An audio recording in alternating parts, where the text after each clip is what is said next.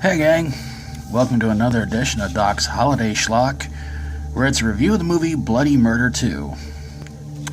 Hope you guys have been having a really fun Friday the 13th, and yes, this is the movie I wanted to review specifically for this day. Why? Well, if you saw the first one and you saw the second one, you probably can pretty much figure out why. Camp Placid Pines is getting ready to close up for the winter. And our counselors, who are named Tracy, Sophie, Mike, Angela, Elvis, Ryan, James, and the boss, Rick, are wanting to play a game of bloody murder. Well, James gets picked to be it, and so Mike and Ryan decide they want to try and dress up like the killer from the first movie, Trevor Morehouse. Well, they scare him, a fight breaks out, and everybody goes back to their cabins. James decides to stay behind and look after the campfire they had made. And the real Trevor Morehouse shows up and, well, he screams out, "Gimmick infringement," sues him, wins the case. I'm kidding. You know what he does. So it's the next day, and as you can pretty much guess, Trevor Morehouse goes on his little spree of eliminating counselors. In some ways that were pretty stupid, in other ways that were really moronic, and a lot of ways that you kind of go, not even Jason would do that. Now some people are thinking that Rick might be dressing up like Trevor and doing all the murders and everything. And Rick tries to tell everybody, look man, it's not me, it's really not me. Because at one point in the movie, Rick tries to put on the Trevor mask and outfit and the whole 9 yards.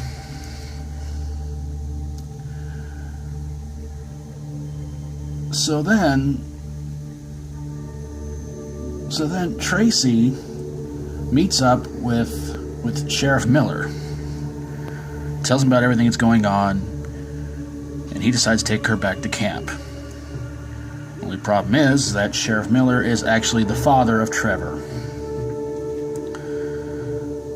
And he confesses that he's pretty much been doing all the killings and everything like that.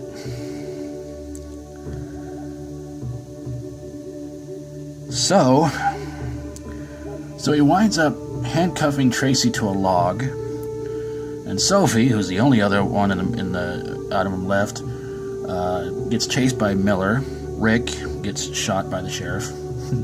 He got shot by the sheriff, but yet the deputy seemed to leave him alone.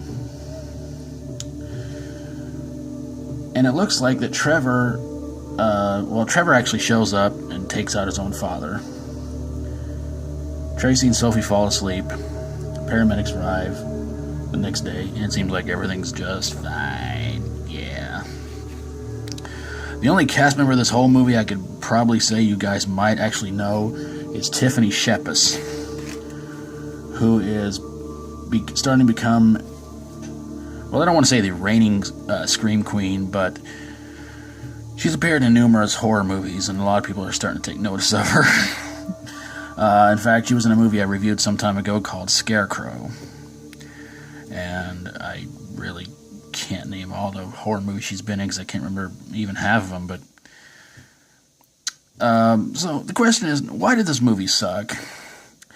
Whereas in the first one was not all that good, and it was pretty much more or less, well, it really honestly was a blatant rip-off of Friday the 13th. Take your pick.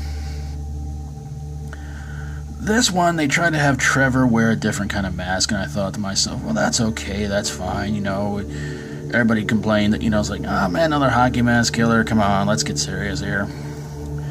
In this one, his mask looked different, but nobody could seem to figure out what is it.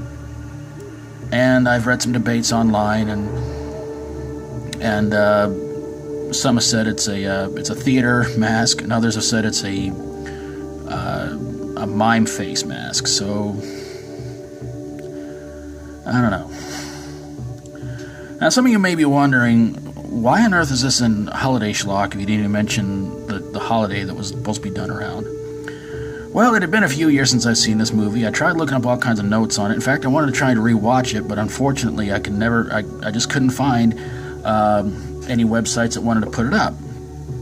So I took a bunch of notes and I tried to get what I could of the movie to try to remember it because it's been a few years. But the real reason is because this movie was actually had an alternate title of Halloween Camp. And I don't remember Halloween falling around this movie, but maybe it did. I don't know. It's been a while since I've seen it, but there it is.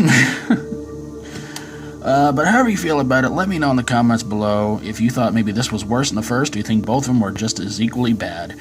But there you guys have it, a review of Bloody Murder 2. If you like my videos, always feel free to subscribe. If you have a horror, sci-fi horror, comedy horror, fantasy horror movie with a faceless killer and a cast of people who couldn't act their way out of a paper bag, send it my way and I'll get on it ASAP.